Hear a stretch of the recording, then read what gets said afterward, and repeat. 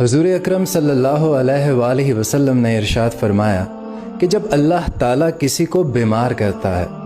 تو اپنا ایک فرشتہ اس کے پاس بھیجتا ہے کہ جاؤ پتہ کر کے آؤ میرا بندہ میری کسی سے شکایت تو نہیں کر رہا۔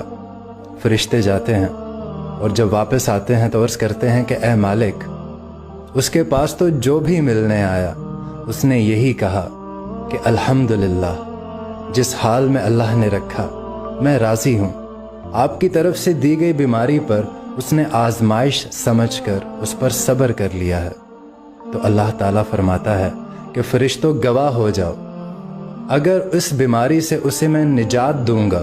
تو اس کے پاس جو خون ہے اس سے بہتر خون اسے عطا کروں گا، اور اس کے پاس جو گوشت ہے اس سے بہتر گوشت اسے عطا کروں گا، اور اگر اس بیماری میں اسے میں موت دیتا ہوں تو اسے میں جنت میں جگہ عطا کروں گا۔